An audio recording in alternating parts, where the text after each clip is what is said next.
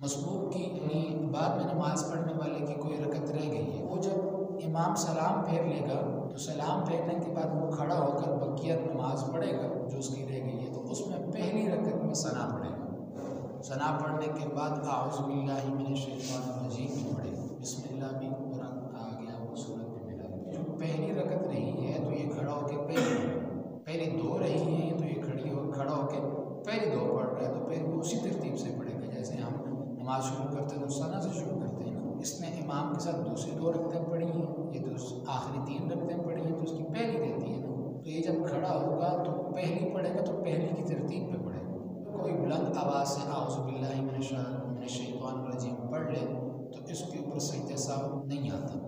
अगर किसी इमाम या तन्हा नमाज पढ़ने वाले मर्द या औरत ने पहली रकत में आऊज़ु बिल्लाहि मिनश शैतानिर रजीम छोड़ दी, पहली रकत में भी आऊज़ु बिल्लाह छोड़ दी, तो इसके ऊपर भी सजदा साहू वाजिब नहीं होगा, इसलिए कि आऊज़ु बिल्लाह पढ़ना सुन्नत है। इमाम और अकेले नमाज पढ़ने वाले मर्द और औरत के हाथ बांधने के बाद सना पढ़ना भी क्या है, सुन्नत है। सना भी फ़राइज़ में से नहीं है।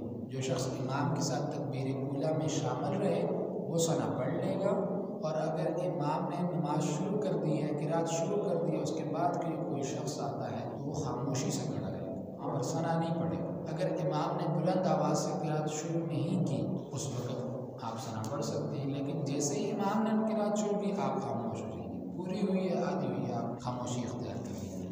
जो लोग जमात के दरमियान में आकर नमाज में शामिल होते हैं उनके लिए ये हुक्म है कि अगर इमाम ने बुलंद आवाज़ से किरात नहीं की या इमाम ने किरात शुरू कर दी लेकिन बुलंद आवाज़ से नहीं की, जैसे ज़ोहर है, असर की नमाज है, इनमें तो इमाम ऊँची आवाज़ से किरात करता ही नहीं, तो वो सना पढ़ लेंगे। खामोश नमाज़ों में जिसमें इमाम के साथ वो देर से आकर मिले तो ये सना पढ़ लेंगे, उसके बाद खामोश हो जाए। जो शख्स जमात की नमाज में इमाम के साथ पहली रकत में रुकू में शरीक हो तो इससे सना साक़ित हो जाती है, फिर दोबारा सना पढ़ने की ज़रूरत नहीं है। मतलब कि अगर इमाम पहली रकत में था, रुकू में था, तो दूसरा मुक़्तदी आया तो वो इमाम को रुकू में मिल गया, अब इसकी सना तो रहेगी, तो अब ये आखिर में उठकर अलग से रकात पढ़ेगा या उसके अंदर सना पढ़ेगा, ऐसा नहीं है, बल्कि उसकी नमाज होगी कि सना फ़र्ज़ नहीं है जो छूट गई आपसे तो नमाज रह जाएगी। एक और चीज़ है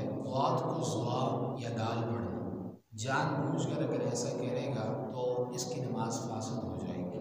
अब अगर कोई शख्स वात मखरज से जब अदा करता है तो उसकी आवाज़ दुआत से या ज़ुआ से थोड़ी बहुत मिल जाती है, इसके साथ कोई फ़र्क नहीं पड़ता। लेकिन अगर कोई शख्स जानबूझ के ज़ुआत को दुआत पढ़े, दुआत और ज़ुआत में बड़ा फ़र्क है। अब ज़ुआत को अगर हम उसके मखरज से अदा करेंगे तब भी दुआत नहीं बनता। दुआत तो बड़ा सिंपल है, बहुत आसान है, लेकिन दुआत ये एक बहुत मुश्किल लफ्ज़ है। तमाम हुरूफ़ तहज्जी के अंदर सबसे मुश्किल मखरज दुआत का है, और इसको अगर बंदा मुकम्मल तरीके से अदा नहीं भी कर सकता तो इसका मतलब ये तो नहीं है कि उसको दुआत पढ़ दे, बल्कि उसको जितना मखरज से अदा कर सकता है पढ़ने की कोशिश करे। उसके बाद अगर उसमें ज़ुआत के साथ दुआत की मिली जुली आवाज़ आ जाती है तो वो अलग बात है, तो उसमें कोई मुज़ायका नहीं। क़स्दन ऐसा करने से नमाज नहीं होती, नमाज फासिद हो